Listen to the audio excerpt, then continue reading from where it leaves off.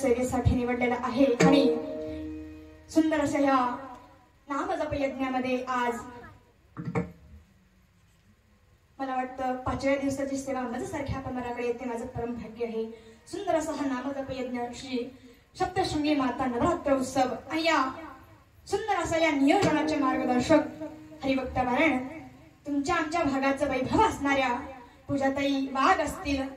दादा, जीवन जगत असताना इतकं सुंदर ना जगू की पूर्ण राष्ट्रानं आपलं कौतुक करावं, पण इतकं तरी चांगलं जगा की नव्हे नव्हे आपला तालुका तरी आपल्यासाठी धावून येईल.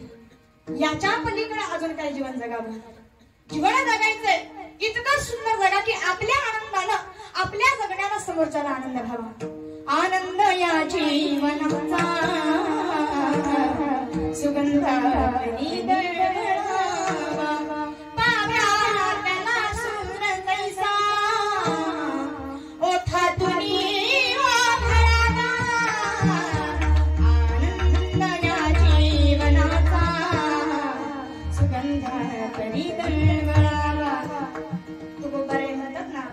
गेल्यानंतर काहीच राहत नाही. तुम्ही आम्ही कमवलेले नाव राहील त्या कीर्ती म्हणून आज या तुम्ही आम्ही जमलोय ना, हे फक्त कीर्तन ऐकण्यासाठीच नव्हे तर तुम्ही आम्ही जमलोय ह्या पूजाताईंच्या प्रेमासाठी दादा. आणि म्हणून सुंदर असं आयोजन नियोजन या ठिकाणी पूजाताईंचं आहे. आणि कुलस्वामिनी अनादी अंबिका सप्तशृंगी मातेच्या व सटवाई मातेच्या कृपा आशीर्वादाने कैलासवासी हरिभक्त पारायण अण्णा बाबा सोनवणे व कैलासवासी त्र्यंबक बाबा तिडके यांच्या आशीर्वादाने आणि तसेच तुमच्या सगळ्या कसबे सुगेने या गावामध्ये गावाच्या सहकार्याने चालत असलेला हा अखंड हरिनाम सप्ताह आणि ही सेवा मला एकटीला पार पाडायची अजिबात नाहीये. तुम्ही असं म्हणाल की ताई उभ्या राहिल्यात म्हणजे ताई एकट्या सेवा पार पाडणार आहे, अजिबात नाही.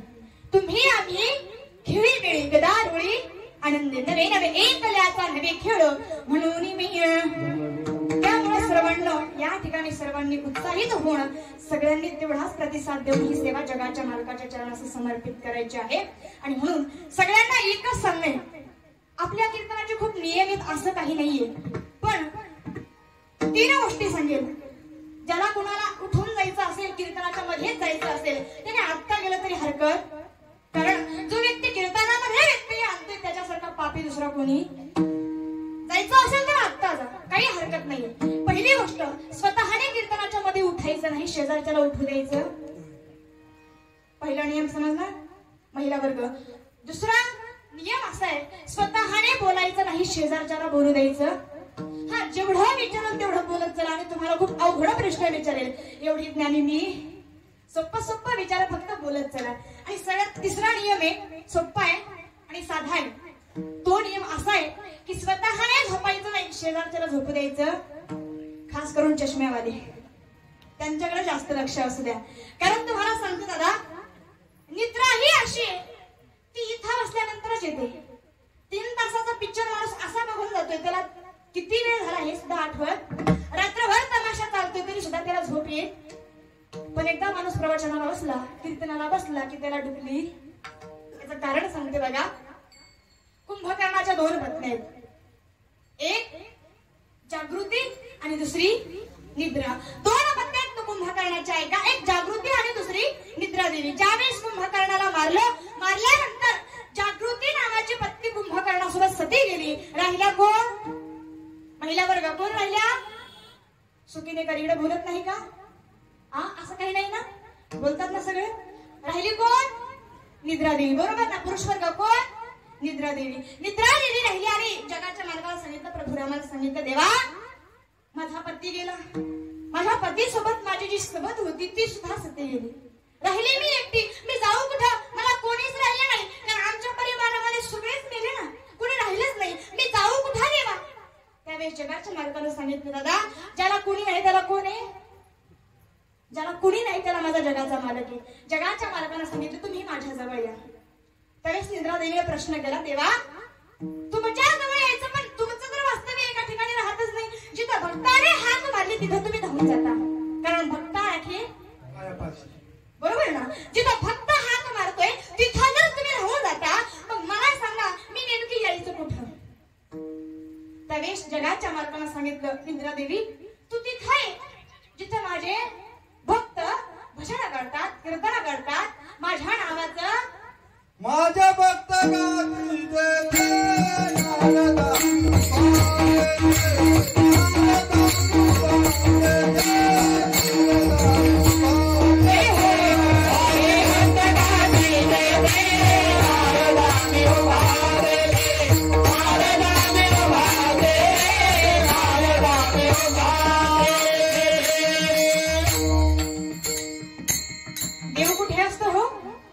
माझी भक्त गाती आणि नारदामी उभा. जिथं जगाच्या मालकाचं भजन चालू आहे, पूजन चालू आहे, नाम संकीर्तन चालू आहे, तिथं जगाचा मालक आहे. आणि म्हणून निद्रा देवी सुद्धा पहिला वर्ग इथं. त्यामुळे सगळ्यांनी स्वतःने झोप. आता तुम्ही ठरवा, निद्रा देवीला सोबत घेऊन बसायचं काय एकट्याने बसायचं असो. आणि म्हणून सगळ्यांनी आपापल्या नियमाचं पालन करायचंय. आणि जगाच्या मालकाचं जेव्हा जेव्हा नामचिंतन होईल, हाताने टाळे आणि मुखाने घोषणा करायला लाजू नका. विठ्ठल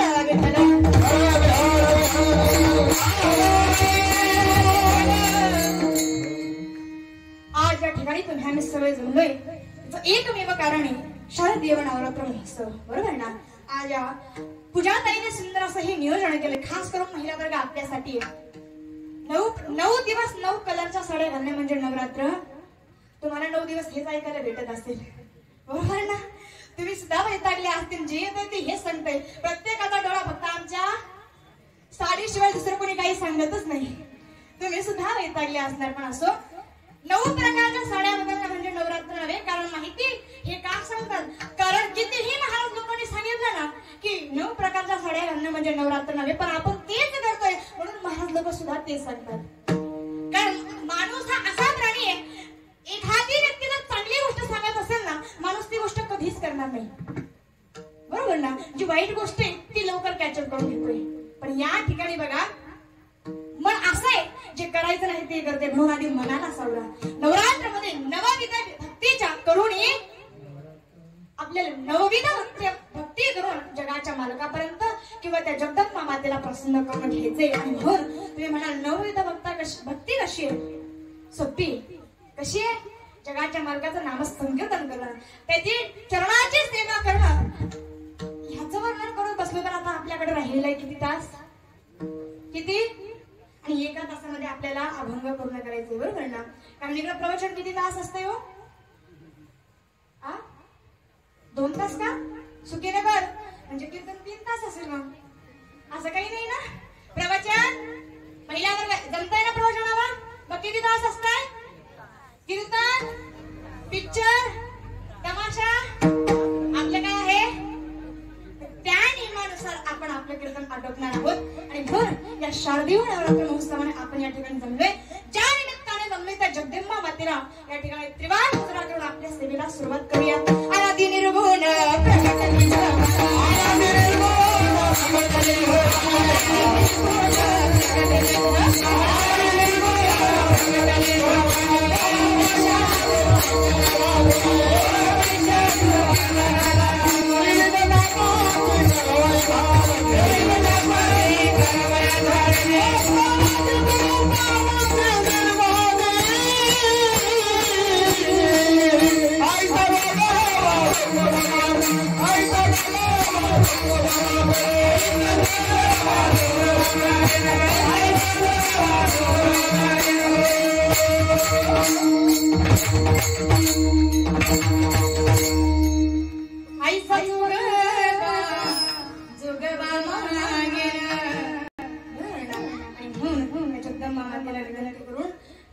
जगदंबा मातेला आई भवानीला या ठिकाणी त्रिवार मुद्रा करून सेवेला प्रारंभ करूया. तर तुम्हाला 2 मुद्द्यामध्ये ही नवरात्र उत्सव का झाली 2 पुराव्याद्वारे सांगते आणि सेवेला प्रारंभ करते, अभंगाला सुरुवात करते. तर बघा, नवरात्र महोत्सव केव्हापासून सुरू झाले ऐका. जगाच्या मालकाला सुद्धा प्रभू रामचंद्रांना सुद्धा त्या नवचंडिका यज्ञ करावं लागलं. कारण ज्यावेळेस माझ्या सीतामाईचं हरण झालं, सीतामाईचं हरण झाल्यानंतर ज्यावेळेस प्रभू रामचंद्र आपल्या वानर सैन्य घेऊन हनुमंतांसोबत ज्यावेळेस त्या ठिकाणी समुद्राजवळ आले. आणि मला सांगा लंका कशी हो? तिथे काय हायवे आहे का? रोड आहे का चांगला? अजिबात नाही. कशी आहे? त्या लंकेच्या भोवती समुद्र आहे. बरोबर ना? जायला रस्ता नाही. प्रत्येक जण विचार करता एवढा मोठा समुद्र आहे, नदी असती तर ओलांडून गेलो असतो, पण इतका मोठा समुद्र ओलांडून जायचा कसा? मारुतीरांचं वर्णन केलं तर ते जाऊ शकतात, एका उड्डाणात जाऊ शकतात, 2 उड्डाणामध्ये जाऊ शकतात. पण आम्ही काय करायचं? आम्ही काही इथेच बसायचं. आम्ही काय करायचं? विचार करतायत. आणि त्यावेळेस ब्रह्मदेवानं सांगितलं प्रभू रामचंद्रांना की प्रभू रामचंद्र तुम्ही नवचंडिका यज्ञ करा. कारण तुम्ही जिला आणायला चाललाय ती काही सोपी जगत त्रय जननी या विश्वाची आई आहे. आधी तीच आहे, अंतिम तीच आहे. त्या आईला आणायला तुम्ही चालले, त्या भवानीला आणायला यज्ञ करावा लागेल आणि माझ्या प्रभू रामचंद्रानं नवचंडिका यज्ञ केला. नवचंडिका यज्ञ केल्यानंतर प्रत्येक वानर सैन्याने एका दगडीवरती माझ्या प्रभू रामचंद्रांचं नाव लिहावं आणि ती त्या ठिकाणी टाकावी आणि त्या समुद्रामध्ये ती तरंगावी आणि मग त्या ठिकाणी सीतामाईला आणलं आणि तेव्हापासून 9 दिवस नवचंडिकेची पूजा केलेली जाते. दुसरा सिद्धांत देते, ज्या वेळेस भगवान गोपाल कृष्ण अवतार घेणार, भगवान गोपाल कृष्ण अवतार घ्यायच्या अगोदर यायचं नियोजन करतात. बरोबर ना? कारण जगाचा मालक कोणतीही गोष्ट नियोजनाशिवाय करत नाही. आपल्याला सुद्धा बनवताना त्याने खूप विचार केलेला आहे. एक माणूस एकासारखा झालेला प्रत्येकाला वेगवेगळं बनवलंय. कारण जगाचा मालक छोटी छोटी गोष्ट सुद्धा करताना विचारपूर्वक करत असतोय आणि जगाच्या मालकाने नियोजन करायला सुरुवात केली. आता त्या ठिकाणी कंसाने किती मुलं मारले हो? किती? 10? 6 मुलं मारले. 7वा योग मायाने दिला. बरोबर ना? पण ज्या वेळेस त्या ठिकाणी माईला सांगितलं होतं की बघ मी येतोय, मी कुठे जन्माला येईल? वसुदेवाने देवकीच्या पोटी जन्माला येणार आहे. पण तुला कुठे यायचंय? गोकुळामध्ये. कुणाच्या घरी? नंदा बाबाच्या घरी. तिथं तुला यायचंय. त्यावेळेस योग माईने सांगितलं तेव्हा ठीक आहे, तुमचं काम करण्यासाठी भाग्य लागतंय. आमचं भाग्य उदयाला आलं की तुमचं काम करायला आम्हाला या ठिकाणी संधी प्राप्त झाली. तेव्हा ठीक आहे, तुमचं काम करते. पण मला सांगा, आजपर्यंत असा एक तरी माणूस झालाय का तो निस्वार्थपणे सेवा करतोय? हे आपल्याच सेवा निस्वार्थ सेवा करत नाहीये. आता आपण स्वार्थापोटी काम करतोय असं काही नाहीये. तेव्हापासूनही त्यावेळेस योग माईने सांगितलं देवा तुमचं काम करते, पण मला काय भेटेल? मला काहीतरी प्राप्त झालं पाहिजे ना. तर मला काहीच भेटणार नसेल तर मी काय म्हणून तुमची सेवा करू, काय म्हणून तुमचं काम करू? त्यावेळेस जगाच्या मालकाने सांगितलं हे बरं योग माया, या मृत्यू लोकामध्ये वर्षभरामध्ये प्रत्येक देवतेची पूजा वर्षामध्ये एकदा केली जाते. किती वेळेस? एकदा वर्षामध्ये प्रत्येक देवतेची पूजा केली जाते. पण तुला 9 दिवस पूजलं जाईल. किती दिवस? 9 दिवस तुला पूजलं जाईल आणि ते पण 2दा पूजलं जाईल. एक म्हणजे उत्तर नवरात्री आणि आता ही आपण करतोय ती शारदीय नवरात्र. आणि म्हणून 1 दिवस नाही, 2 दिवस नाही, तर तब्बल 9 दिवस त्या नवचंडिकेची किंवा त्या योगमायेची किंवा त्या जगदंबा मातेची पूजा आपण 9 दिवस या ठिकाणी नवरात्र म्हणून साजरी करतोय. हे 2 सिद्धांत तुमच्याकडे ठेवले आणि अभंगाला सुरुवात करते.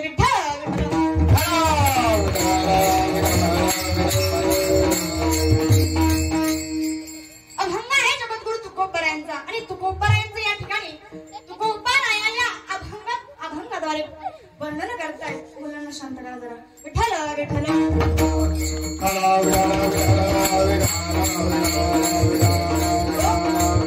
आणि तुकोबराया अभंगाद्वारे संतांच्या स्थितीचं वर्णन करतायत की संतांच्या जीवनाचं वर्णन करतायत. संतांचं जीवन कसं आहे याबद्दल तुकोबराय तुम्ही आम्हाला सांगतायत. तुकोबराय म्हणतात पहिल्या पद्यामध्ये, संसाराच्या नावे घालून या शून्य वाढता हा पुण्य धर्म गेला. तुकोबराय म्हणतात या संसाराच्या नावाने आम्ही, मीच नव्हे सगळ्या संत मंडळी या संसाराच्या नावावरती शृंगार घातलेले आहे. नवे नवे काय गेलं? वाढता हा पुण्य. जे पुण्य आम्ही करत होतो, जे पुण्य आमच्याकडे वाढत चालले तेच पुण्य या समाजाला सुद्धा वाढवायला सांगितलं. तेच कार्य या समाजाला करायला सांगितलं. नवे नवे जगाच्या मालकाच्या भजनामध्ये आम्ही त्या ठिकाणी मलिन झालो किंवा आम्ही त्यामध्ये दंग झालो नवल नाही, तर या जगाच्या मालकाच्या भजनामध्ये या सगळ्या समाजाला त्या ठिकाणी डुबवण्यासाठी आम्ही भाग पाडलो. आम्ही म्हणजे या सगळ्या संत मंडळींनी या सगळ्या समाजाला जगाच्या मालकाच्या नामचिंतनासाठी भाग पाडलो. हरी भजनी हे ढवळी रे जग कविला लाग. त्या जगाच्या मालकाच्या नामचिंतनामध्ये आमचं सगळं जीवन आम्ही समर्पित केलं आणि याचा परिणाम काय झाला हो? जो तुम्हाला घेऊन जाणारा जो काळ आहे तो काळ माझ्या तुकोबरायासमोर मुजरा करतोय. काळ गुलाम सलाम करी आणि तुकड्या घरी. जो काळ तुम्हाला मला घ्यायला येतोय, ज्या काळाच्या कवडीपासून सुटण्यासाठी रात्रंदिवस कष्ट करतोय, तो काळ माझ्या तुकोबरायासमोर मुजरा करतोय, नमस्कार करतोय. ही कशाची ताकद आहे? हरिनामाची ताकद आहे. हरिनामामुळे हे घडलं. आणि पुढे बघा, या ठिकाणी येण्यासाठी जगाच्या मालकाच्या नामचिंतनासाठी कुठल्याही साधनाची गरज सांगितलं नाही की जगाच्या मालकाचं नामचिंतन करायला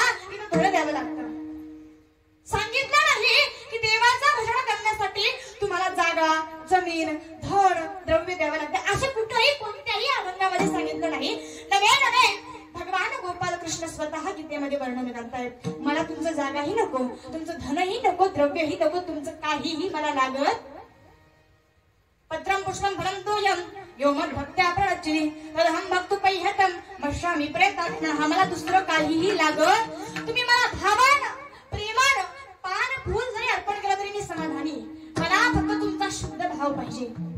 कारण देव भावाचा हाची दुष्काळ, याच्या पलीकडे मला दुसरं काही लागत नाही. आणि म्हणून जगाच्या मालकापर्यंत पोहोचण्यासाठी दुसरं तिसरं काहीही साधन लागत नाही. आणि बघा, ज्यावेळेस जगाच्या मालकाच्या खरी असण्याची अनुभूती प्राप्त होते ना, त्या दिवशी या बुद्धीचा आणि देहाचा माणूस त्याग करतोय. फक्त त्या स्थितीपर्यंत माणसानं पोहोचलं पाहिजे. एकदा ती स्थिती प्राप्त झाली की मनुष्य या देहाचा आणि बुद्धीचा त्याग करतोय. मग स्वतः ते म्हणतात, जर संतांना ती स्थिती प्राप्त झाली ना, संत स्वतः म्हणतात, आता भय नाही ऐसे वाटे जीवा घडेली या सेवा, किंवा देह जावो अथवा राहो पांडुरंगी. आता देह गेला तरी हरकत. ही स्थिती केव्हा प्राप्त होते? जगाच्या मालकाच्या नामचिंतनानं किंवा संतांच्या संगतीमध्ये राहिल्यानं. आणि नवे नवे तुकोबारायण म्हणतात शेवटच्या चरणामध्ये काय म्हणतात, तुम्ही आम्ही सुखाच्या मागे धावत पळत फिरतोय, पण ते सुख आपल्याला इथं भेटणार नाहीये. खरं सुख कुठं आहे? भजनामध्ये खरं सुख आहे. नवे नवे तुम्ही कोणत्याही पद्धतीने त्याचं नामचिंतन करा, खरं सुख समाधी हरिकथेमध्ये आहे. ते सुख संसारामध्ये नाही. तुम्ही इथं शोधू नका. तुम्ही इथं किती सांगितलं संसारामध्ये सुख आहे, पण खरं म्हणजे इथं सुख नाही. सुख आहे ते जगाच्या मालकाच्या चरणाच्या सेवेसी किंवा हरिनामामध्ये ते सुख आहे, किंवा समाधीमध्ये ते सुख आहे. हा झाला अभंगाचा थोडक्यात भावार्थ. विठ्ठल विठ्ठल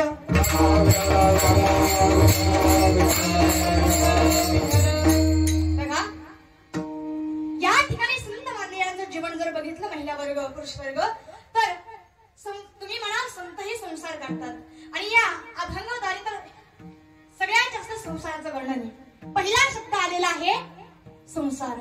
पण कधी कधी आता इथं आलेला प्रत्येक महाराज सांगेल की तुमचा आमचा संसार खोटा आहे, दुःखाचा आहे. पण तुम्ही म्हणाल संतांनीही संसारच केला, आम्हीही संसार करतोय, पण आमच्यात आणि त्यांच्या संसारामध्ये फरक सांगू. सगळ्यात सोपा फरक आहे.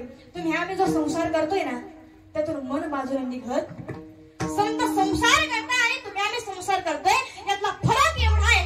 आपण आपलं मन संसारामध्ये काय, आपलं मन संसारात आहे आणि तणाला फक्त परमार्थात आणतोय. पण संतांनी असं केलं नाही. संतांनी तणाला किंवा या देहाला फक्त तिथं ठेवलं, पण मन मात्र कसा संसार गेला. संसारी असावे असुनी भजन करावे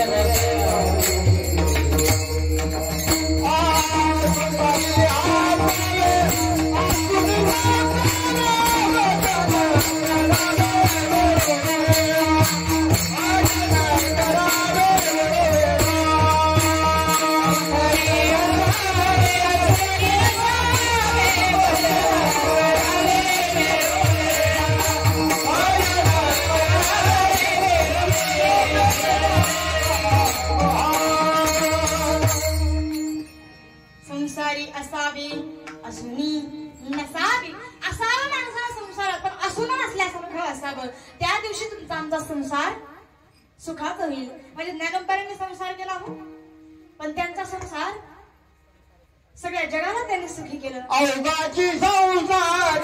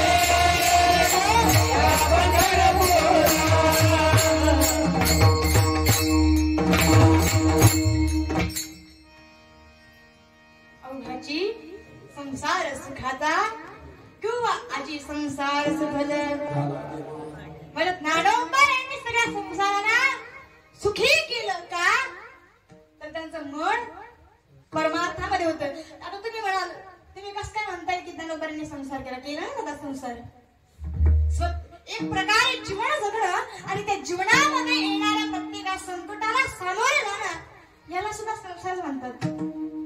संसार म्हणजे असं नाही की लग्न झालं म्हणजे संसार सुरू होतोय. जीवन जगणं म्हणजे एक संसारच आहे आणि म्हणून अशा संसारातून थोडस बाहेर पडा. कारण आजकाल काय झालं माहितीये का माणसाने परमार्थाला संतांनी संसाराच्या नावाने शून्य घातलं आणि आपण परमार्थाच्या नावाने शून्य घालतोय. बरोबर ना. पण एकदा संसारातून बाहेर या आणि परमार्थाकडे लक्ष द्या. त्या दिवशी तुमचं आमचं जीवन सुफल होईल. कारण काय झालं माहितीये का सध्या जर बघितली कंडिशन बघितली प्रत्येकाला पैसा हवाय प्रत्येकाला धन हवंय. माहितीये संसारामध्ये धन आर्थिक परिस्थिती पाहिजे धन पाहिजे पैसा पाहिजे सगळं पाहिजे पण त्याच बरोबर जगाच्या मालकाचं नामचिंतन सुद्धा. कारण वरती पैसा येणारा वरती सोबत काय येणार आहे फक्त जगाच्या मालकाचं केलेलं नामचिंतन. हरी भक्ती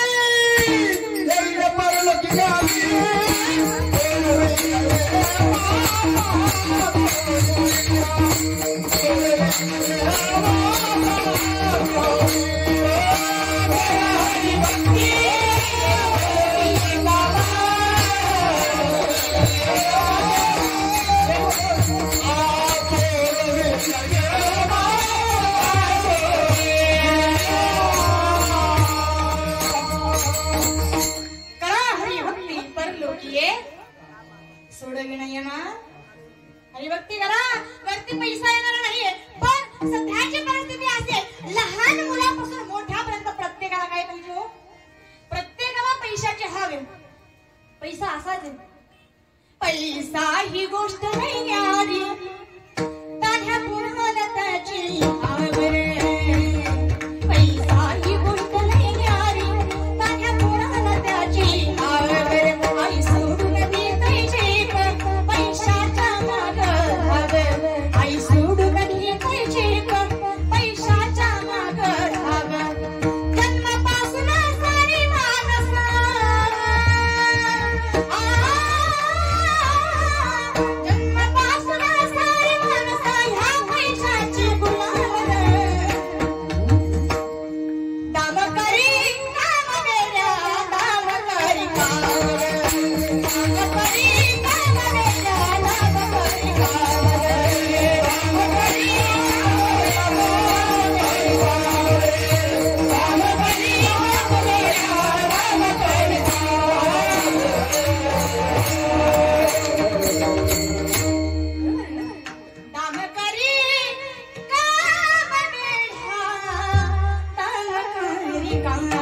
रे. पण तरी सुद्धा माहिती पैशाला किंमत आहे. कारण धनवंताला लागी सर्व मान्यता हे जगी. पण धनवानाला जरी किंमत असते ना तरी धन मिळवून कोटी सवी नाही लंगोटी. किती पैसा कमावा सोबत येणारा तू म्हणशील घरदार हे इथंच राहत सार. माणूस मेल्यावर त्याचं डावा बाजूला घर. बरोबर ना. तू म्हणशील पैसा अडका हा इथंच राहतो सडका. मेल्यावरती संगळी ते मातीचा एक मडका. तू म्हणशील घोडीन हाती याची क्षणात होती माती. रावण गेला लंका राहिली तशीच आपली गती. मग तुम्ही म्हणाल पैसा येत नाही पोरं येत नाही कुणीच येत नाही इथं करायचं तरी काय. नाथ महाराज म्हणतात घे घे घे हरिनाम घे माया तू सोडून दे. घे घे घे हरिनाम घे माया तू सोडून दे.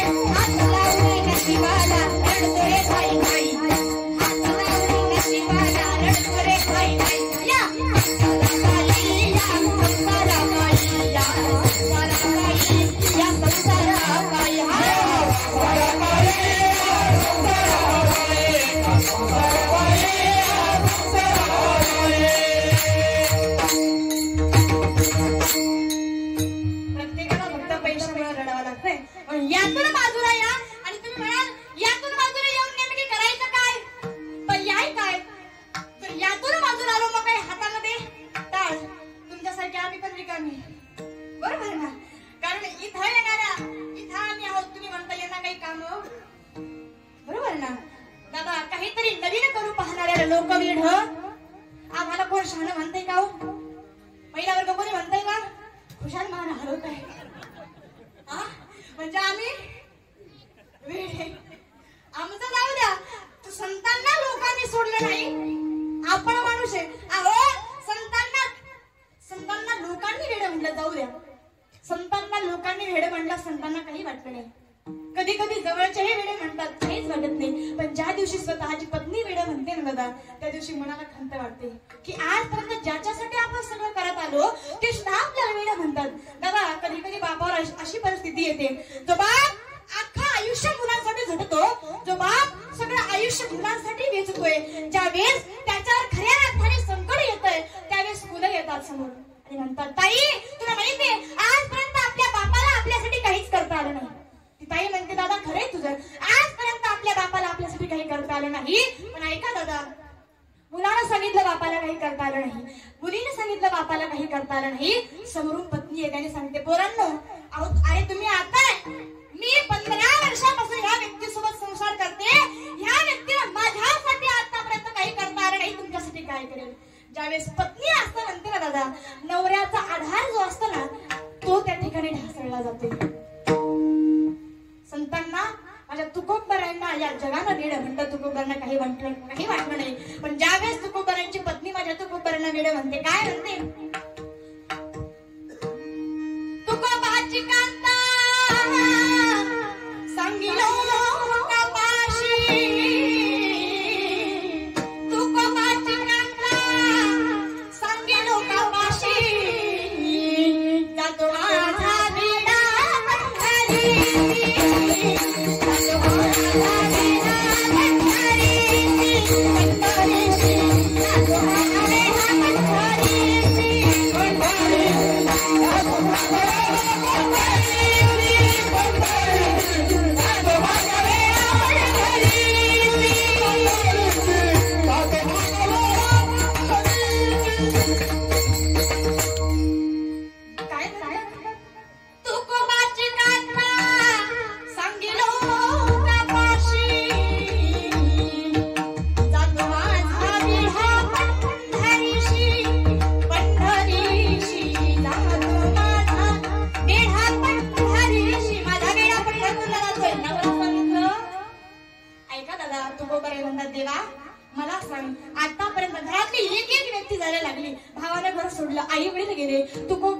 संसारामध्ये लागत नाही, तुकोबरांचं मन संसारामध्ये लागत नाही. माझ्या तुकोबरांनी जगाच्या मालकाच्या नामचिंतनाला सुरुवात केली, कारण होतं नव्हतं जगाला दिलं.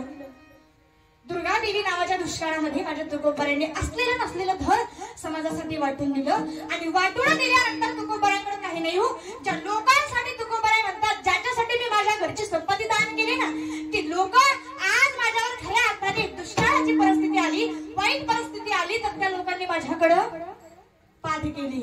ज्यांच्यासाठी केलं त्यांनी सुद्धा माझ्याकडे पाठ केली. देवा इथं कोणीही माझं नाही, फक्त इथं माझं तू आहेस. त्यानंतर तुकोबराय म्हणतात, देवा बघ माहिती मला संसार करणं, मी संसाराला सुरुवात केली, मला तो आता पार पाडावा लागेल. पण देवा ऐक ना, या संसारासाठी काय काय नाही केलं, मी काय काय केलं सांगतोय ऐका. या संसारासाठी कधी कधी मिरच्या घेऊन विकायला गेलो, या संसारासाठी या मुलाबाळांसाठी लोकांच्या शेतावर कधी कधी चाकरी केली मी. कारण ज्यावेळेस मी भामचंद्रावर जायचो, भंडाऱ्याला जायचो, आवलीला आवडत मी भंडाऱ्याला गेलो का ही पाठी मागून भाकरी घेऊन यायची आणि म्हणायचं, त्या काळ्या विठ्यापायी माझ्या संसाराचा सत्यानाश. आली का मला बोलायची नाही ती, आली का डायरेक्ट तुला शिवाय देते. देवा आता करू तरी काय? आणि संतांना स्वतःबद्दल कितीही वाईट शब्द वापरा, त्यांना काही वाटत नाही, पण देवाबद्दल एकही अपशब्द त्यांना सहन होत नाही. स्वतः त्यांनी वेड म्हटलं तरी सहन करतील संत, पण देवाबद्दल वाईट शब्द सहन होत नाही. पत्नीने यावं सांगा, अहो आता तरी घरी चला, घरी मुलं उपाशी राहतात. अहो एक व्यक्ती गेली, घरातलं बैल अन्न करता मेलो, एक पत्नी अन्ना वाचून मेली. आता पोरांची सुद्धा ती गती करायची का? अहो घरी चला, काहीतरी काम धंदा त्यावेळेस तुकोबाराने म्हणावं, आवली येतोय ग, पण माझ्या देवाला बोलू. तुकोबाराने पुन्हा भंडाऱ्यावरून घरी यावं, कोणाच्या तरी शेतावरती जावं. आणि एका माणसाला बघितलं तुकोबाराने आले, सांगितलं का हो तुकाराम शेठ, माझ्या अंडावरती शेताची राखण कराल का? म्हणे हो चालेल, मला सुद्धा कामाचीच गरज आहे. ठीक आहे, ठरलं गेलं. तुकोबारा या शेतावरती कामाला जाणार. आता कामाला जाणार म्हटल्यानंतर जिजामातीला आनंद झाला, माझा नवरा संसाराला वेळाने का होईना पण आवा त्याला बुद्धी. बायकोचा हा शब्द पहिला असतोय, टाइमाने का होईना पण अक्कल. जिजामाता म्हणतायत उशिरा का होईना पण संसाराला लागले, संसाराकडे लक्ष द्यायला लागले. आणि त्यावेळेस तुकोबारा लक्ष देतायत. पण शेतकऱ्याने सांगितलं होतं, तुकाराम महाराज पाखरांची राखण करा. काय सांगितलं? पाखरांची राखण करा, शेताची राखण करा, पाखरांची राखण करा.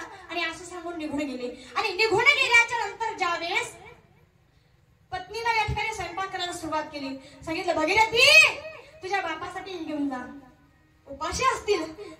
जिजामातेला मस्त शिदोरी बांधून द्यावी.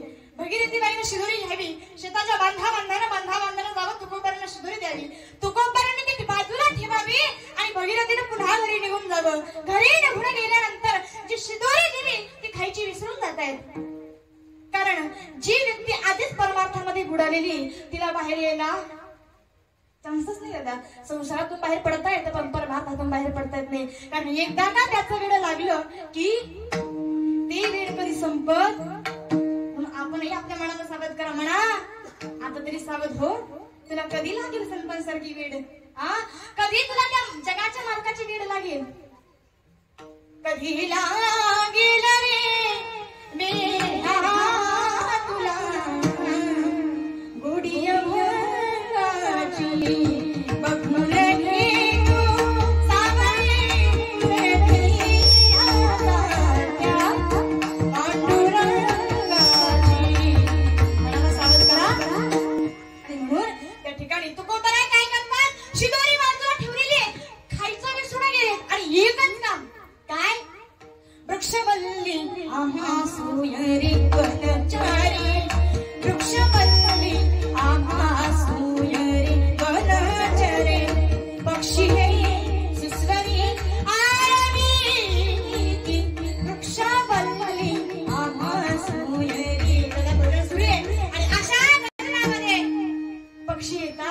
धान्यावरती बसतायत आणि सगळं धान्य खाऊन जायची वेळ.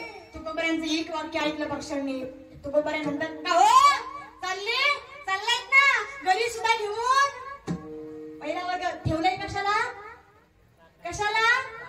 राखण करायला. आणि तुकोबारा काय म्हणतात घरीही घेऊन. पण पक्ष्यांची जात ती नाहीये. इथं पंक्तीला आपण आलो ना, लाडू असू द्या, पेढे असू द्या, सगळ्या घरचे जेवायला बरं का. मुलगा जेवायला, नातू जेवायला, सून जेवायला, सगळ्या घरचे जेवायला. पण तरी सुद्धा एका पत्रवाळीमध्ये पेढे घरी घेऊन जाण्याशिवाय राहत. घरी सगळे जण पंक्तीला जेवतायत पण तरी सुद्धा घरी घेऊन जाते. ही कोणी माणसाची जात आहे. पण पक्षी तशी नाहीये. पक्ष्यांची जात अशी आहे. कशी आहे? पक्षी अंगणी उतरती. पक्षी येतात, जेवढं पोटाला लागतंय तेवढंच खातात आणि निघून. तसं माणसाने असावे, तैसे असावे जबाबदारी प्राचीनाची. तसं माणसानं संसारामध्ये असावं बघा. त्या ठिकाणी तुकोबारा म्हणतात का हो चाललायत ना घेऊनही जा आणि उद्या पुन्हा. ज्यावेळेस त्या रस्त्याने चाललेले एका माणसाने हे वाक्य ऐकलं आणि विचार केला, या वर्षी काही शेतीच्या शेताचं खरं. आखी शेताची दिवाळी तुकोबारा परत गेला. सांगितलं का हो शेठजी शेतावर राखणीला कुणाला ठेवलंय. आणि काही नाही तुकारामाला शेताची गरज होती, राखणीची गरज होती, पैशाची गरज होती, मी त्याला राखणीला ठेवलंय असं म्हणतात. जाऊन बघा बरं तुमचं शेत राहिलंय का काही. शेतकरी पळत आला दादा. शेठजी पळत आले, बघितलं तर त्या धान्यावरती पक्ष्यांचे थवेचे थवे बसले. सगळ्या पक्ष्यांनी एक सुद्धा कणसाला दाणा ठेवला. पंचायत भरली बाबा. रागाच्या भरामध्ये सांगितलं. पंचायतनी त्या ठिकाणी तुकोबारांना प्रश्न विचारायला सुरुवात केली. का हो तुकोबारा शेठजीने तुम्हाला शेताची राखण करायला ठेवलं होतं. हो म्हणे ठेवलं होतं. मग तुमच्यामुळं सगळ्या शेठजींच्या शेताची नासाडी झाली. आता याची भरपाई कोण देणार. तुम्हाला जर शेठजीने सांगितलं होतं की शेताची राखण करा, मग तुम्ही ती पार का पाडली नाही. त्यावेळेस तुकोबाराने सांगितलं की मला शेठजींनी पक्ष्यांची राखण करायला सांगितली होती. कशाची. मला शेट्टींनी असं सांगितलं नाही की पक्ष्यांना धान्य खाऊ देऊ, मला सांगितलं होतं पक्ष्यांची राखण करा. आता पक्ष्यांच्या सोयीमध्ये मी काही कमतरता ठेवली? पोटभर खाऊ घातलं त्याला, त्यांच्या सेवेमध्ये कुठलीच कमतरता कमी पडू दिली मी. पण आता गुन्हा तर घडलाय, भरपाई तर द्यावी लागेल. होतं नव्हतं एक घर ते सुद्धा त्यांच्या नावे केलं. पण बघा ना दादा, तरी सुद्धा तुकोबारायांच्या चेहऱ्यावरचा जो आनंद आहे तो जसल्या आपण 100 रुपयाची नोट जरी हरवली तरी अख्खं घर पायाखाली घालतोय, बरोबर ना. पण नाही भेटली की पोराला शिवाय द्यायला सुरुवात, ह्यानेच नेली असेल, ह्यालाच काम नाही, हाच बापाच्या खिशासारखे हात घालतोय, बरोबर ना. पोराला शिवाय देतोय, पोराला बोलतोय. पण तुकोबारायांचं होतं नव्हतं घर त्यांच्या नावे झालं दादा. आणि बघा त्यावेळेस पत्नी सोबत समोर गेले, त्यावेळेस जिजामातेने सांगितलं का हो घडलं तरी काय. त्यावेळेस तुकोबाने सांगावं काही नाही आवले, होतं नव्हतं एक घर शेतीच्या राखणीपायी ते सुद्धा त्यांच्या नावे झालं. पण ऐका, ज्यावेळेस ती कागदपत्र तयार झाली, ते कागदपत्र द्यायला की हे घर तुकोबांचं घर शेटजींच्या नावे केलं, ते द्यायला घरी आले. पण त्या पंचायतीला तुकोबारांची थोडीशी दया आली दादा. कारण ज्या तुकोबारांसाठी आपल्यावर इतके कर्ज आहेत त्या तुकोबारांना आपण अशा परिस्थितीमध्ये सोडू शकत नाही. म्हणून त्या लोकांनी काय केलं, पंचायतवाल्यांनी सांगितलं अरे इतकी परिस्थिती ढासळली तुकोबारांची की त्यांना काहीच पर्याय नाही. एकदा जाऊन तर बघूया शेतामध्ये किती धान्य राहिलेले किती नाहीये, जेवढं असेल तेवढं देऊन टाकू आणि राहिलेलं ते तुकोबारा हळूहळू करून देऊन टाकतील. पुन्हा निघाले दादा, ज्या शेतामध्ये शेतीचे बघून गेले होते त्यावेळेस त्या कणसामध्ये एकही पक्ष्यांनी दाणा ठेवलेला नव्हता. पण चमत्कार आहे का, ज्यावेळेस सगळी पंचायत त्या शेतामध्ये आली ना, एका कणसाला भरभरून दाणे दादा. ज्या शेतामध्ये प्रत्येक वेळेला 20 पोते ज्वारी होत होती त्या शेतामध्ये आज 40 पोते ज्वारी झालेली आहे.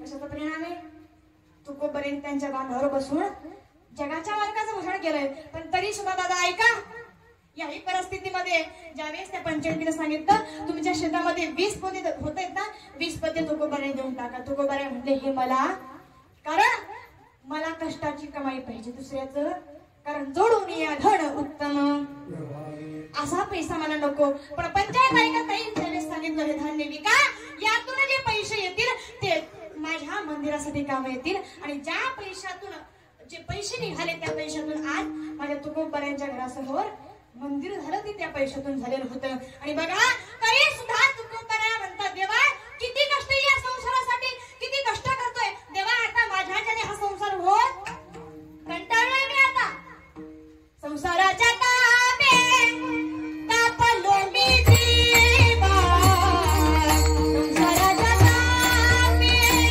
तापलो मी देवा,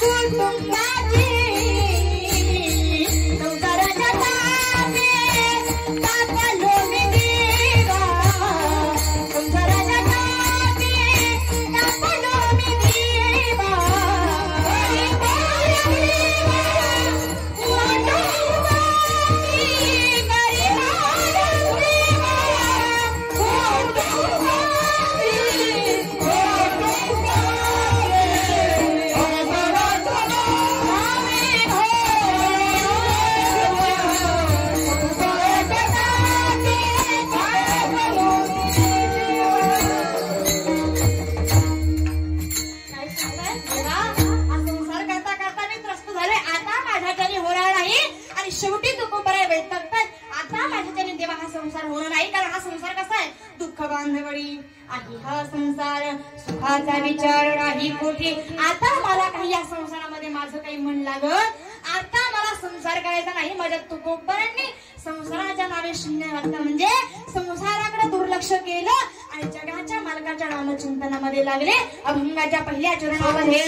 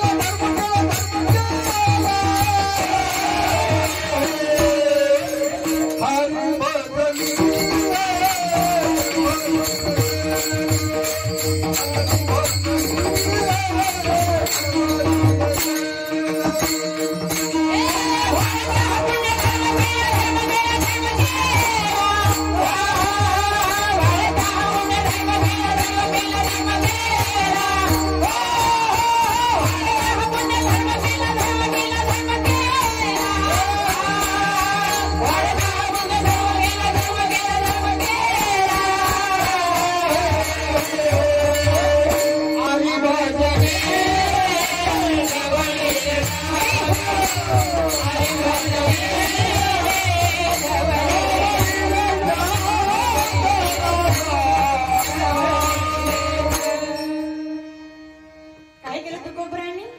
पहिल्या चरणामध्ये सांगतात, संसाराच्या नावी घालून या शून्य वाढवला हा पुण्य धर्म केला. संसाराच्या नावाने शून्य घातलं म्हणजे संसाराकडे दुर्लक्ष केलं आणि परमार्थामध्ये म्हणजे जगाच्या मालकाला मन अर्पित केलं. देवा आता तू जे म्हणशील ते, तुला जे करायचं ते तू माझ्यासोबत कर, कारण आता भय नाही ऐसे वाटे जेव्हा किंवा आम्हा हरीच्या दासा काही भय नाही त्रैलोक्य. देवा आता भय नाही, तुला जे करायचं ते कर बाबा आता माझ्यासोबत, कारण मी हे मन तुला अर्पण केलंय. आता मला ही मन परत माघारी, हे मन आता परत माघारी यायला तयार. त्यामुळे आता हे फक्त मन तुझं आहे आणि फक्त आता याची वाट बघतोय का हा देह तुझा केव्हा होईल. आता फक्त वाट याची बघतोय का हा देह तुझा केव्हा होईल. पण आपण आपलं मन संसारात ढवळतोय का? संतांनी आपलं मन संसारामध्ये ढवळलं. संसार ढवळला का? एखाद्या वेळेस महाराज काही बी बोलून जाईल तरी तुम्ही संतांनी आपलं मन परमार्थात ढवळलं. पण आपण संसारात पण बघा, आपलं मन ज्या वेळेस परमार्थामध्ये रंगत येणार त्यावेळेस हे मन तिथून बाहेर येत नाही. आणि बघा आपलं मन परमार्थामध्ये रंगत नाही, आपलं मन भलतीकडेच असते. बरोबर ना? आपलं मन खाण्याकडे असतंय, आपलं मन संसारात रमतंय, आपलं मन फक्त आपल्या गोष्टींमध्ये रमतंय. बरोबर ना? कारण कधी कधी बघा संतांची मागणी सुद्धा जगासाठी आहे, संतांचं कार्य सुद्धा जगासाठी आहे, संतांचं जगणं जगासाठी आहे. आपण फक्त आपल्यासाठी एखादी महिला वर्ग असू द्या, महिला वर्ग असू द्या, पुरुष वर्ग असू द्या, मंदिरामध्ये जाऊ द्या, मंदिरामध्ये गेल्यानंतर काय मागते हो? देवा माझं सुखी ठेव, माझ्या घरच्यांना सुखी ठेव, शेजारचं खाक झालं तरी मला काही घेणं. बरोबर ना? माझं चांगलं कर आणि शेजारच्याच, पहिला वर्ग शेजारच्याच मी तर म्हणतच नाही बाबा, माझं चांगलं कर आणि शेजारचीच वाईट, ही आपली मागणी आहे. बरोबर ना? नवे आपली मागणी कशी नात्र्या सांगतात. एखादी महिला वर्ग असू द्या, आता तर नवरात्री चालू आहे, मंदिरामध्ये गेले ना त्या जगदंबा मातेपुढे अशी लिस्ट असते त्यांची, मला हे पाहिजे, मला ते पाहिजे, माझ्या घरात असंच झालं पाहिजे, गृही भावे, एवढीच मागणी आहे. नवे नात्र्या म्हणतात. कशी मागणी महिला वर्गाची? सतवर पाव ग मला भला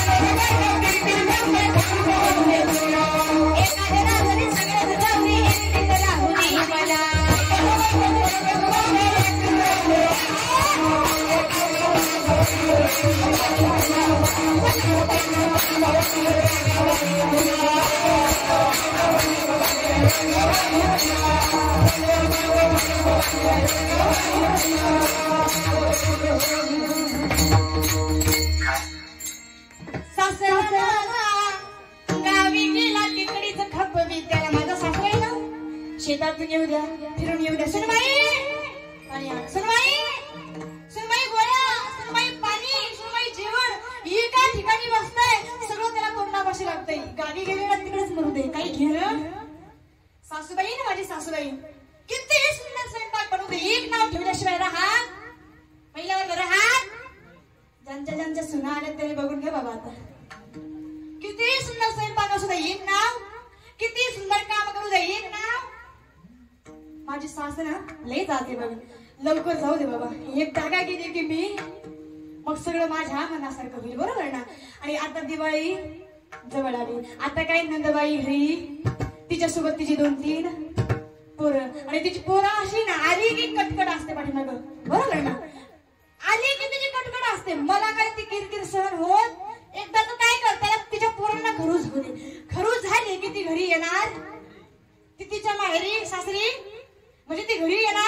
म्हणजे दिवाळी तरी सुखानं आणि एका जनार्दनी सगळीच जाऊ दे एकटीच राहू दे मला कशाला जेवायला का. तुम्ही म्हणा ताई तुम्हीच म्हणायला लागले सासरा मरू दे सासू मरू दे नवे नवे धीर मरू दे नवे नवे तुम्ही म्हणता सगळेच मरू दे आणि एकटीच राहू दे.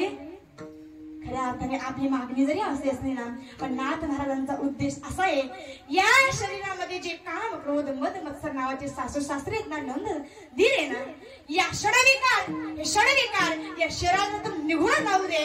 आणि एकदा का सासू सासरे नावाचे काम क्रोध निघून गेले षडविकार निघून गेले की मन एकटीच राहू दे मला. म्हणजे या मनाला एकदा का हे मन मोकळं झालं की तुझ्या जन्मी व्हायला मी मग हे मन एकटं झालं का हे मन तुला मी अर्पण करेल. मग एकदा का तुला अर्पण केलं की मग जगाच्या मालकाच्या आणि त्याच्यामध्ये आणि माझ्या माझे काही अंतर बस इतकंच मागणे. आता तुम्ही म्हणाल ताईने सुंदर असा नाथ महाराजांचा रोडगा सांगितलंय उद्यापासून तो देवी समोर जाऊन सांगायचा असं चालणार देवी देणार जगदंब माता प्रसन्न होणार म्हणून मागू नका. मन ढवळायचे परमार्थामध्ये ढवळा. कसं ढवळा तसं संतांनी ढवळलं. एक उदाहरण देऊन सांगेल. राका कुंभार नावाचे संत होऊन गेले. कोण? राका कुंभार नावाचे संत होऊन गेले. दादा इतकं सुंदर जीवन आहे. रात्रंदिवस पांडुरंगाचं भजन आहे. त्यांच्या भक्तीमध्ये खंडन नाहीये. रात्रंदिवस त्यांचं भजन करतायत. त्यांची पत्नी बंका रात्रंदिवस परिवारामध्ये देवाचं भजन चालू आहे. नवी नवी एक मुलगी त्यांच्या घरी आणि त्यांच्या घरामध्ये एक छोटीशी मांजरी. एवढा असा हा संसार आणि या संसारामध्ये दादा रात्रंदिवस जगाच्या मालकाचं भजन सुरू आहे. जय जय राम कृष्ण हरी जय जय राम कृष्ण हरी जय जय राम कृष्ण हरी जय जय राम कृष्ण हरी. सुंदर असं त्याला रात्रंदिवस सुरू आहे दादा. आणि अशा भजनामध्ये दादा बघा कुंभार आहेत. कुंभाराचं काम काय असतं हो मडके घडणं. आता बघा मडके घडल्यानंतर दुसरी प्रक्रिया असते. कसली कसली मडके भाजायचे. मडके भाजायचे म्हटल्यावर भट्टी लावायला लागते बरोबर ना. पण पूर्वीच्या काळी काही लाईट वगैरे नव्हती आणि पूर्वीच्या काळी लोक 3 वाजता उठायचे बरोबर ना. आता किती वाजता पहाट होते हा बरोबर ना.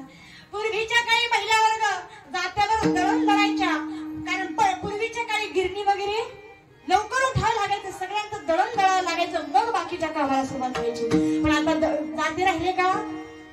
आताच्या सोना म्हणतात सासू आत्या बाई तुम्ही दळू दळू मेल्या आमच्या राज्यामध्ये पिठाच्या गिरणीयात आमच्या राज्यामध्ये पिठाच्या गिरणीयात. आता काही पहाटे उठायची गरज राहिली. आता मस्त ह्यांना सांगितलं हो दळण का ह्यांनी उचललंच पाहिजे बरोबर ना. जर का टाळलं की संध्याकाळचं जेवण बंद बरोबर ना. यांनी सांगावं अहो दळण संपलं की यांनी उचलावं दळण करून. एका गीतकाराने वर्णन केलंय काय म्हणतात आताची पोरं सुद्धा बायकोचा एक शब्द सुद्धा खाली जाऊ दे. आताची पोरं नंदी पहिलं बरोबर ना. अशी परिस्थिती सध्याची. पण तरी सुद्धा ऐका पूर्वीच्या काळी बघा पहाट झाली आणि त्यावेळेस घड्याळ सुद्धा नव्हते बरं का. पहाट झाली त्यांना कसं कळायचं माहितीये कसं कळायचं. कोंबडा आरवला की पहाट. जर कोंबडा नाही आरवला ना सगळ्यात सोपा मार्ग असायचा. पूर्वीच्या काळी गावामध्ये वासुदेव यायचा ना. आता येते गाव आता येतोय का अजिबात नाही. आता वासुदेव राहिला नाही कोंबडा राहिला नाही. आता अलार्म वाजू वाजू फुटायची वेळ येते पण उठत. पूर्वीच्या काही गावामध्ये वासुदेव यायचा आणि त्या वासुदेवाच्या नामस्मरणाने सगळं गाव दुमदुमून जायचं. त्या नामचिंतनाने सगळं गाव दुमदुमून जायचं. आणि त्याचा परिणाम सांगते पूर्वीच्या काळी गावामध्ये भांडणं सुद्धा होत नव्हती. याचं कारण पहाटे पहाटे प्रत्येकाच्या कानावरती जगाच्या मालकाचं नामस्मरण पडायचं. त्यामुळे प्रत्येकाच्या मनातले विकार नाही शिरायचे. उजुळणाला रामाच्या पहारी उजुळणाला आभाळ रामाच्या पहारी अन गाव जागृत आली वासुदेवाची आई गाव जागृत आली वासुदेवाची वारी.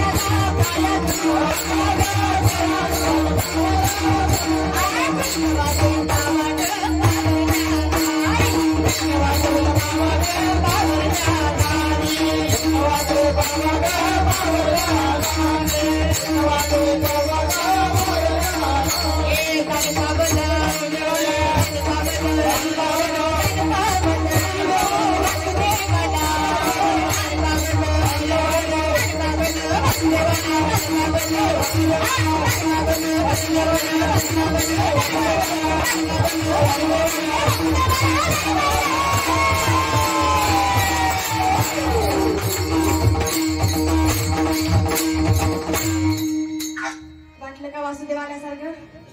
हा, पूर्वीच्या काळी वासुदेव यायचा आणि पहाटेची सुरुवात व्हायची. दादा पहाटे पहाटे कोंबडा आरवला आणि माझ्या त्या ठिकाणी राका महाराजांना जाग आली. जाग आल्यानंतर माझ्या राका महाराजांनी बघाची मांजर होती ना, त्याच वेळेस नेमकी व्याधी होती. आणि मांजरीचं काम काय हो, एकदा मांजर व्याधी की आपली पिल्लं, आणि त्या मांजरीने काय केलं होते, आपली पिल्लं त्या मडक्यामध्ये ठेवलेली होती. महाराज उठले पहाटे पहाटे, पूर्वी लाईट नाही काही नाही, मस्त एक चिमणी असायची, त्या चिमणीच्या प्रकाशामध्ये सगळं काम माणूस करायचं. पहाटे पहाटे राका महाराज उठले. उठल्यानंतर मटके रचायला सुरुवात झाली. भट्टी लागली दादा. आणि ऐका, ज्यावेळेस 5 वाजता मांजरीला जाग आली, पिल्लांची शोधाशोध सुरू केली. पिल्लं दिसत नाहीये. आणि दादा बघा, ज्याच्या घरात प्राणी आहे ना, त्या माणसाला प्राण्याची भाषा कळत असते, बरोबर ना. मांजरीने पिल्लांची शोधाशोध सुरू केली. पिल्ला भेटत नाही दादा. आई कशी असू द्या, प्राणी असू नये तर एक माणूस असो, ज्यावेळेस लेकरू आईच्या समोर राहत नाही ना, त्या आईची व्यथा कशी होत असते हो. कासा विसळ प्राण मन तळमळी, कासा विसळ प्राण मन तळमळी. दादा आईचं मन आहे, नवे नवे लेकुराची हित गुणाची हित. आईचं मन असं दादा. मांजरीने राका महाराजांसोबत गिरट्या घालायला सुरुवात केली. गिरट्या घालते, चाटते, त्यांना डोळ्यातून अश्रूच्या धारा व्हायला लागले. दादा राका महाराजांना समजलं काहीतरी माझ्याकडून अघटित घडलं, पाप घडलं. कारण ज्या अर्थी हिच्या डोळ्यातून पाणी येतंय, काहीतरी माझ्याकडून पाप घडलं, काहीतरी अनर्थ घडलं माझ्याकडून. दादा राका महाराजांनी विचारलं, का ग तुमका हिच्या पिल्ला बघितलं का ग तू? अगं ही काल रॅली होती ना, हिचे पिल्ले बघितले ना तुने?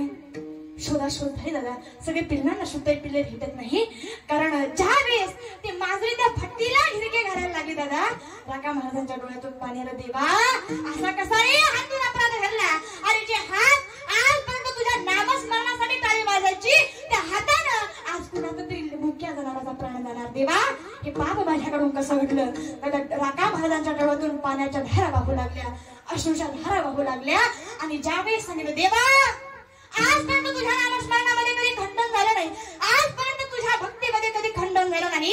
ऐक देवा, तर माझी भक्ती खरी असेल, माझी सेवा खरी असेल, तर ऐक देवा, या मांजरीच्या लेकरांना तुला जिवंत बाहेर काढावं लागेल. आणि जर तू या मांजरीच्या पिल्लांना या भट्टीमधून जिवंत काढलं ना, मी या संसारावरती तुळशी पत्र ठेवेन आणि तुझ्या चरणात येऊन तुझी सेवा करेल. 5 दिवस भट्टी पेटली दादा.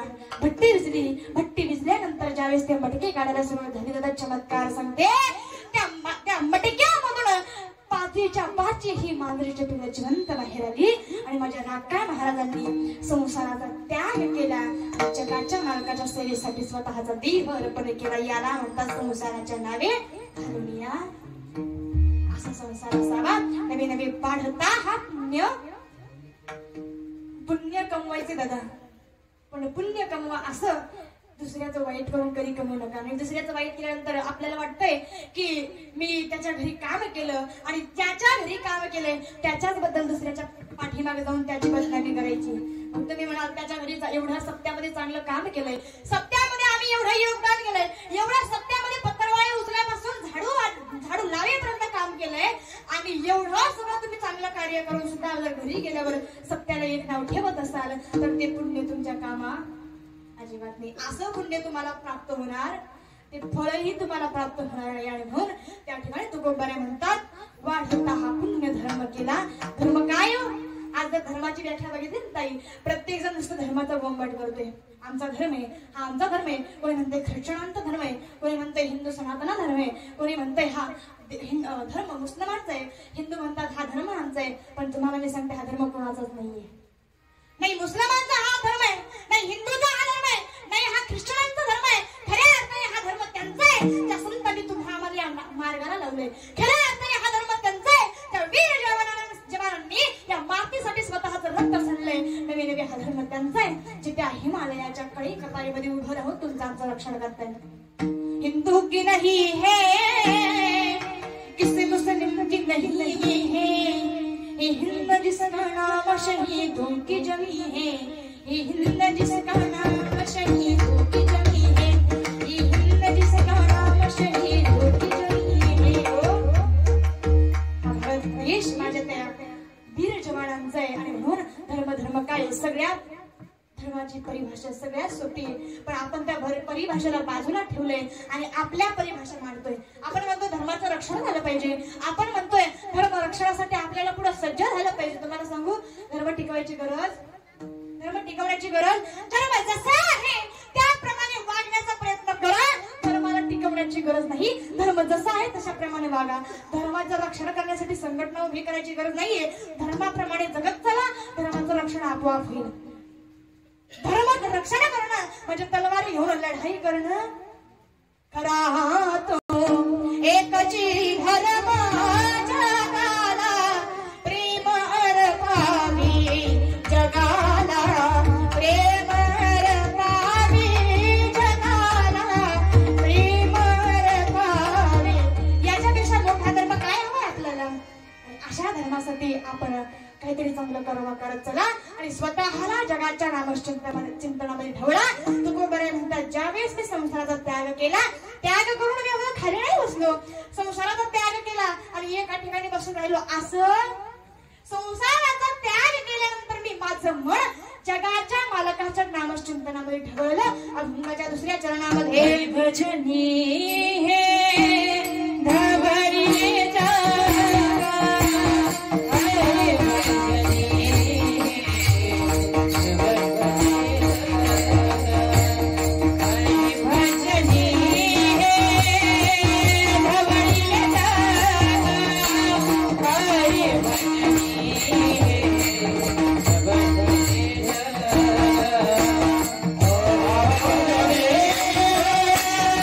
Oh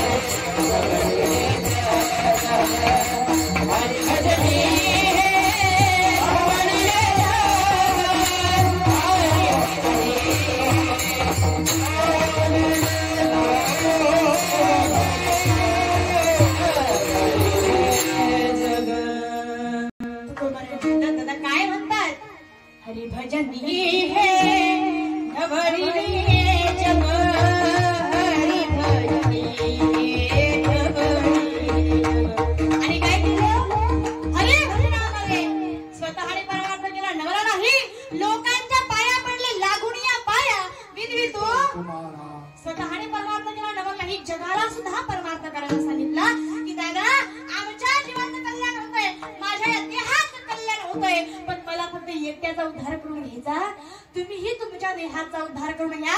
त्यासाठी माझ्या तुकोबारांनी लोकांचे उंबरटे शिजवावे, नवे नवे प्रत्येक गावामध्ये जाऊन कीर्तन करून लोकांच्या चरणावरती स्वतःचं मस्तक धुवून सांगावं, लागून या पाया विनवितो तुम्हाला, करटाळी बोला तुमच्या पाया पडतोय, पण जगाच्या मालकाचं भूषण करा.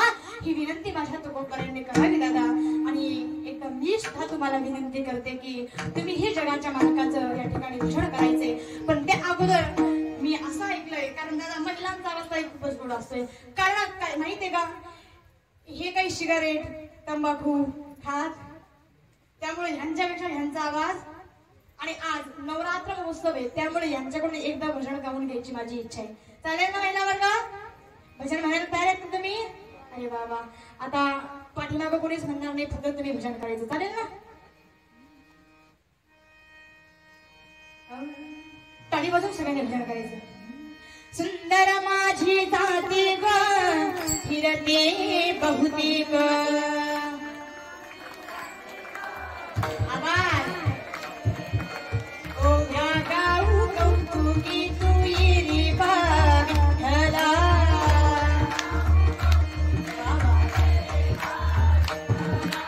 ओव्या गाऊ कौतुकी तू येरी विठ्ठला,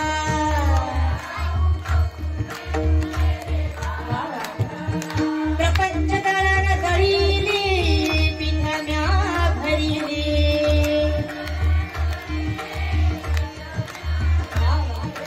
सासू पुढं ठेविले तू येरी विठ्ठला.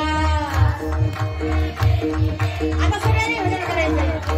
हा, जनाबाई मीराबाई, पुरुष वर्ग जनाबाई मीराबाई, बाहेर बसलेले गाडीवर बसले सगळ्यांनी, महिनाबाई मुक्ताबाई, जनाबाई मीराबाई, महिनाबाई मुक्ताबाई, समोर सगळे. हा, जनाबाई मीराबाई, महिनाबाई मुक्ताबाई, बाबा जनाबाई मीराबाई, आमच्या बाया म्हणत नाही. पुढच्यांचं चाललंय चालू द्या, आम्हाला मागं बघायला कोणी, आम्ही काही ठेका घेतलेला, आम्ही तोडून घेतलेलं, तुम्हाला करायचं तर करायला, आम्ही हे कुशाल चाललो म्हणते असो. पण नाथ महाराज म्हणतात, नामाविना मुख सर्पाचे ते. आता आपण ठरवा आपलं तोंड कशाचं आहे. आता सगळ्यांनी एकदा सगळ्यांनी ज्यांना वाटतंय जगाच्या मार्गाने आम्हाला सुंदर असे 2 हात दिले, ते फक्त कामासाठी देवाच्या भजनात, त्यांनी सरळ ताठ असे सरळ करायचे. वा वा वा वा, बाहेरचे इतकं सुंदर दिसतंय ना, अशीच हात ठेवू देवी आणि आम्ही निघून जावा. वा वा, सगळ्यांनी टाळी वाजवून भजन करायचं.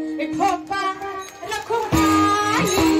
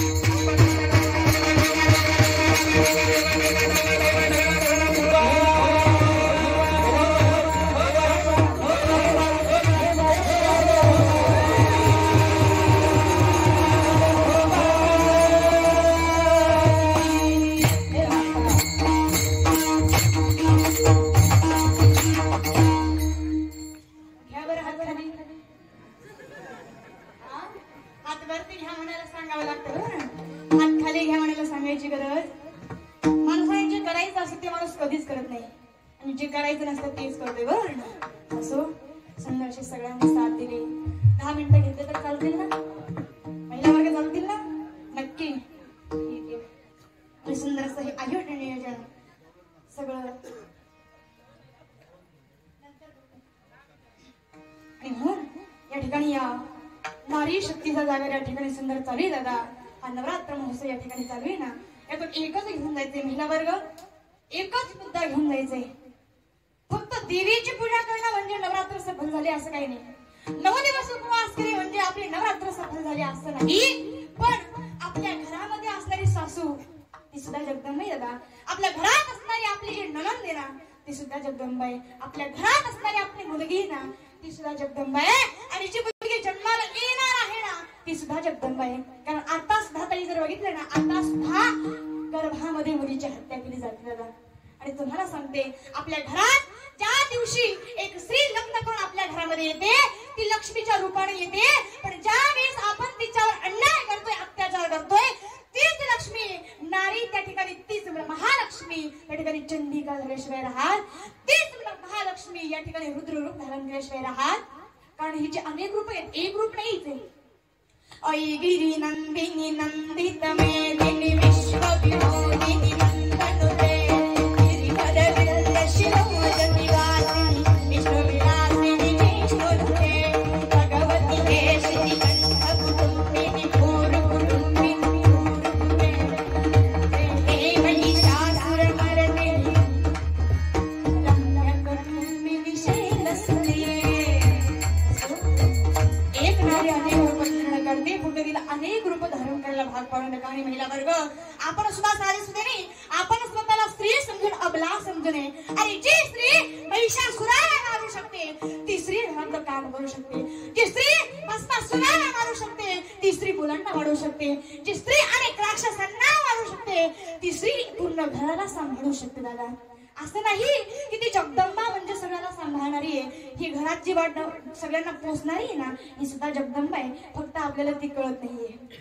कारण जी जन्माला येणार आहे ना दादा तिची सुद्धा किंमत करा. कारण ती सांगते दादा आईला, आई तू जगदंबा असली तरी चालेल, पण मी सुद्धा तुझ्या पोटी येणार आहे का आई? आई मला सुद्धा हे जग बघायचंय. आई जसं तू एक कुणाची तरी पत्नी आहे, आई जसं तू कुणाची तरी आई आहे, आई जशी तू कुणाची तरी सून आहे ना तसं मला सुद्धा व्हायचंय. आई मला सुद्धा हे जग बघायचंय. ते गर्भ असतो ना आईच्या पोटामध्ये, ती लहान लेक आईला विनंती करत असते. पण दादा घरामध्ये ज्या वेळेस सगळ्यांना समजते ना गर्भामध्ये मुलगी, सगळे म्हणतात मुलगी, नवरा म्हणतो मुलगी नको, सासू म्हणते मुलगी नको, सासरा म्हणतो मुलगी नको. सगळ्यांना कोण हवाय? वंशाला. महिला वर्ग कोण पाहिजे? वंशाला. कशाला? आग लावायला. आणि ते केल्याशिवाय तो राहत. एक मुलगा वंशाचा दिवा होत असेल ना तर एक मुलगी जर जगाच्या मालकाचं भजन करणारी निघाली ना महिला वर्ग तर माहेरची 21 कुळं, सासरची 21 कुळं मिळून झाली 42 कुळं. आणि 42 कुळाचा उद्धार करते ती एकटी मुलगी आहे. मुलगा वंशाचा दिवा आहे पण ती पद्धती ना 42 कुळांचा उद्धार करते ती एकटी मुलगी आहे. म्हणून तिला जन्माला येऊ दे दादा. आणि ती घरामध्ये वाढत असताना तिच्यावर आतोनात प्रेम करा, पण तिला सवलतही द्या, तिच्यावर दबावही ठेवा आणि तिला मन मोकळं जगू द्या. आपल्या मुलीवर आपण आईसारखं प्रेमही करा, पण तिच्याशी मैत्रीचं नातंही जोडा. कारण जर मैत्रीचं नातं नसेल ना तर ती मुलगी आपल्या आईला काही सांगू शकत का? आई वडील आजच्या काळामध्ये अशी परिस्थिती दादा. कारण सध्याची मुलं खूप डिप्रेशन मध्ये काही मुलं राहतात. सांगत नाहीये पण कधी कधी काही मुलं डिप्रेशन मध्ये जातात तरी सुद्धा घरच्यांना काही माहिती नाही, बरोबर ना? पण आपण जर आपल्या मुलांशी फ्रेंडली राहत असाल, आपण जर मैत्रीचं नातं ठेवत असाल तर ती मुलं सुद्धा आपल्याला सगळं सांगतात दादा. आणि दुसरी गोष्ट म्हणजे आपल्या मुलीला सांभाळायचं असेल, कधी कधी आपण म्हणतो ना मुलांच्या नजरा वाईट झाला, मुलांवर आई वडील संस्कार करत नाही, मुलं बलात्कार करतात दादा. आपण आपल्या मुलीवर संस्कार करतो याचा अर्थ त्याही मुलावरती कोणीतरी संस्कार करणार आहे. पण याचा अर्थ आहे आपण म्हणतो मुलीवर बलात्कार होतात, पण ऐका दादा, ज्या दिवशी तुमच्या आमच्या मुलीच्या अंगावरचे कपडे कमी पडतील त्या दिवशी तुमच्या मुलीचा बलात्कार होईल. आणि ज्या दिवशी तुमच्या मुलीच्या अंगावर अंगभर कपडे असतील त्या दिवशी हा सगळा समाज त्या मुलीचा सत्कार करेल. आपल्या हातामध्ये आपल्या मुलीचा बलात्कार करू द्यायचा सत्कार बोलायचं. आता तुम्ही तुमच्या मुलीला किती हजाराचा ड्रेस घेता? 4,000चा, 5,000चा, 7,000ला ड्रेस घेऊ द्या, पण तो ड्रेस असा असावं त्या ड्रेसने आपल्या मुलीचं पूर्ण अंग झाकलं जावं. नाहीतर तो ड्रेस घालून काही फायदा नाही. मग त्या ठिकाणी बलात्कार झाल्याशिवाय राहत. आणि जी मुलगी लहानची मोठी होते ती मुलगी ज्यावेळेस सासरी जाते ना ती सगळ्यांची लाडकी जाते. लाडाची लेक आज सासरी लेक कुलकी कधी परता घरी. जाते लाडाची लेक आज सासरी, जाते लाडाची लेक आज सासरी. लाडाची असते पण फक्त आईची लाडाची नाही ती, फक्त बापाची लाडाची नाही ती, पण आईची छकुली बाबाची तांढोली भाभाची लाडकी माहेरी चालली सासर सोडून माहेरी जाते. दादा ती मुलगी सासर सोडून माहेरी जाते ना दादा. ऐका त्या मुलीची कथा असते. जो बाप आपल्या मुलीसाठी इतकं सुंदर घर बघतोय कारण का बापाची एकच इच्छा आहे. ज्या मुलीला मी कुमारी सारखं वाढवलं, त्या मुलीला मी प्रिन्सेस सारखं वाढवलं ना, ज्या मुलीला मला राजकुमारी सारखं वाढवलं ना, त्या मुलीनं त्या ठिकाणी सासरमध्ये सुद्धा तसंच जगावं. माझ्या मुलीला सुद्धा सासरामध्ये आई वडिलांचं प्रेम देणारे सासू सासरे मिळावे यासाठी तो बाप अनेकांची उंबरठी झिजवतो. पण कधी कधी असं होते दादा कितीही कष्ट करू द्या बापाने, पण कधी एखाद्या मुलीच्या भाग्यात नसेल ना तर तिला दारुडाच नवरा भेटणार. बरोबर ना. पण ती मुलगीच नाही ती कारण करे ना दादा काहीही झालं काही बापाची इज्जत मातीमध्ये मिळू येत नाही ना. ती खरी मुलगी आहे जी बापाच्या इज्जतीला धक्का लागू देत नाही ती मुलगी आहे. बरोबर ना. मुलगा याचा विचार करत नाही की माझ्या बापाची इज्जत जाईल, पण मुलगी प्रत्येक गोष्टीचा विचार करत नाही. मला जीव दिला तरी चालेल पण माझ्या बापाची इज्जत मातीमध्ये मिळू देणार नाही. ती मुलगी बापाच्या इज्जतीला कधी ठेच लागू देत नाही. पण बघा ज्यावेळेस बापाला समजतंय ना माझ्या मुलीला ज्या ठिकाणी मी पाठवलंय सासर करायला संसार करायला पाठवलंय तिथं ती सुखी नाहीये. लेक वडाची पारंबी दोन्ही घराला जोडते. लेक वडाची पारंबी दोन्ही घराला जोडते. सासर माहेर दादा दोन्ही घराला जोडणारी मुलगी हळू आवाजामध्ये पक्का चालू होते. दोन्ही घराला जोडते ती मुलगी. पण ज्यावेळेस बापाला कळतं माझी मुलगी आनंदात नाहीये, माझ्या मुलीला त्रास होतोय, बाप रडतोय दादा. जो बाप आयुष्यात कधी रडला नाही आणि बाप इतका कधी खरे ना कधी रडत नाहीये. कधी कधी स्वतःची आई जाते तरी बाप रडत नाही, स्वतःची पत्नी मरते तरी रडत नाही, स्वतःचा मुलगा मरतो तरी रडत नाही. तो बाप स्वतःचे अश्रू साठवून ठेवतो. कशासाठी हो? बाप साठवी तो अश्रू वाट पाही त्या क्षणाची. बाप साठवी तो अश्रू वाट पाही त्या क्षणाची. जन्मभराची रण तू लेक जाताना सासरी, लेक जाताना सासरी, लेक जाताना सासरी. आयुष्यभरात रडून घेतोय. नवे नवे आपल्या मुलीने दुःख झाला की पहिल्यांदा पाणी येते बापाच्या डोळ्यामध्ये. पहिल्यांदा पाणी बापाच्या डोळ्यामध्ये येते.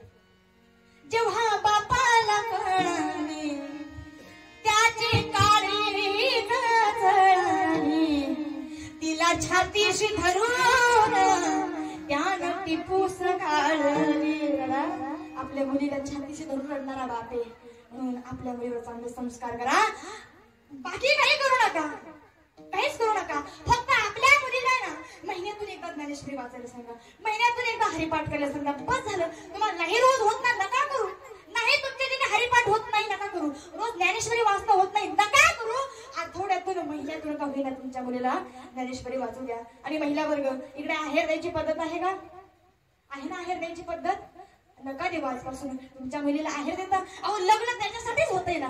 संसार कमवण्यासाठी भांडे कुंडे मिळवण्यासाठी संसार करताय ना ते, त्याच्यासाठीच लग्न लावून देतोय ना. ते कमवणारच आहेत ना, मग कशाला भांडे देताय?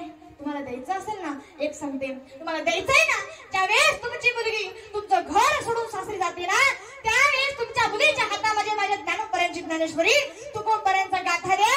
तुमची मुलगी ज्या घरी चालली ना त्या घराचं गोकुळ दिल्याशिवाय राहणार नाही. सासरची लोक म्हणतील ती मुलगी आमच्या घरामध्ये आलेला खरंच ज्ञानोपर्यंतची लेकी हो, खरंच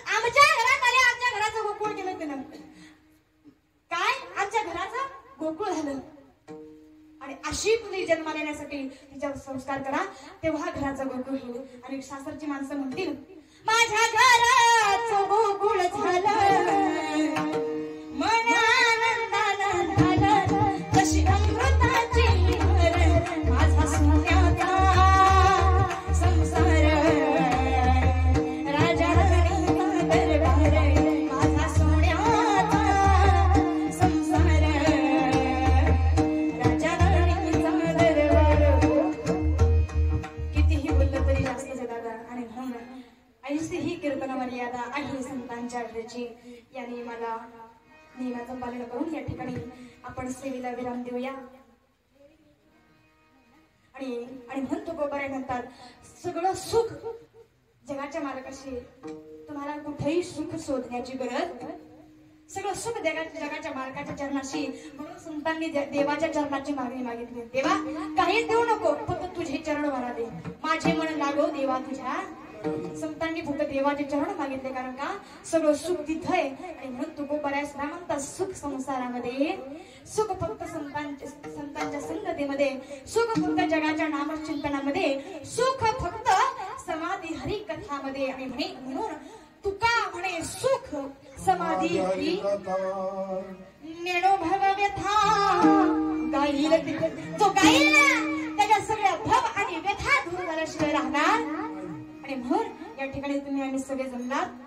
या ठिकाणी सुंदर असं आयोजन आणि नियोजन या ठिकाणी पूजाताईंनी केलेलं आहे. सुंदर असं मार्गदर्शन ताई करतायत. खरंच एकही जागा नाही ताई या कार्यक्रमाला नाव ठेवावं, कुठलाही शब्द नाही की तिथं नाव ठेवावं. सगळं उत्कृष्ट आहे. महिला वर्ग, बचत गट, आज बचत गट कुठेही कमी हे महिलांनी दाखवून दिले. पण ह्या सगळ्या बचत गटाचे मनापासून आभार मानेल. आणि अप्रतिम साऊंड सिस्टीम, माऊली साऊंड सिस्टीम आहे, खूप सुंदर ऑपरेटिंग केलं. तुमचेही मनापासून आभार. तुम्हाला मी बघितले पण तुम्ही मला अजून ओळखलं, कारण मी वनिता ताईंच्या सोबत होते आणि फिरायचे सुद्धा, पण तेव्हा खूप छोटे होते. आता तुम्ही मला ओळखलं नसेल, पण सुंदर असं ऑपरेटिंग करताय दादा. तुमचेही मनापासून आभार मानेल. आणि या ठिकाणी हार्मोनियमची साथ देण्यासाठी शंभराव महाराज ताईंचे सासरे, त्यांचे सुद्धा मनापासून आभार मानेल. आणि या साईडला आमचे दाजी म्हटलं तरी हरकत, त्यांचे सुद्धा मनापासून आभार मानेल. आणि त्यांचे आई वडील सुद्धा आहेत, बाबांचेही मनापासून आभार मानेल. कारण स्वतः आजकाल कशाचा जमाना आहे, फोनचा जमाना आहे, बरोबर ना, व्हॉट्सअपचा जमाना आहे, पण तरी सुद्धा जिव्हाळ्याला स्वतः पत्रिका घेऊन आले होते बाबा आणि आई. त्यांचे सुद्धा मनापासून आभार मानते. हे सासरे काही का असं दादा सासरे, पण मला वाटलंच नाही सासरे. असं प्रेम असल्यानंतर दादा सासू सुनेमध्ये आणि संसारामध्ये काही बिघडणार आहे का हो? सगळ्यात सोपं उदाहरण आहे संसार कसा करावा. ताईंचा संसार बघा दादा, यांचा आदर्श घ्या. बापाचा आजकाल कसं झालंय ताई, सासऱ्याला मम्मी, सासऱ्याला पप्पा, सासूला आता फक्त नवऱ्याला दादा म्हणायचं. मी म्हणत नाही तुम्ही मम्मी पप्पा म्हणू नका, म्हणा, पण जेवढं आवडीनं मम्मी पप्पा म्हणताय ना, तेवढ्याच आवडीनं त्या सासूला आणि सासऱ्याला ते प्रेमही त्याने. तर पुढं मम्मी आणि पप्पा, आणि घरी माहेरी गेल्यावर मम्मी आणि पप्पाचे सगळे कार्यक्रम तिथे उडे करतात, बरोबर. असं नका हो देऊ. सुंदर असं ताई, खरंच माफी मागते बरं का बाबा, मला खरंच लक्षात आलं नाही, पण तुमचेही मनापासून आभार व्यक्त करीत आहे. आणि पुन्हा एकदा या ठिकाणी माझ्यापेक्षा ज्ञानानं बयानं गुणानं श्रेष्ठ असणारी मंडळी आहे दादा. या ठिकाणी वारकरी मंडळी आली, नवल नाही दादा, राजकारणातील सुद्धा मंडळी आली. आणि परमार्थ वारकरी संप्रदाय ही अशी गोष्ट आहे ना, जिथं कोणत्याही संप्रदायाला बंधन नाहीये, की याने इथं यावं, इथं प्रत्येकाला सारखा अधिकार, सगळ्यांचे येथे आहे अधिकार, कलियुगी उद्धार हरीच्या नामे. ही सगळी मंडळी या ठिकाणी आहे दादा. सगळ्यांच्या मनापासून आभार. समोर बसलेले बाबा, आभार बाबा. बाबा तुमचेही मनापासून आभार. आणि पुन्हा एकदा कोणाचं नाव राहिलेलं असेल, दिलगिरी व्यक्त करते आणि झालेली सेवा जगाच्या मालकाच्या चरणी समर्पित करून सेवेला पूर्ण विराम. ज्ञानेश्वर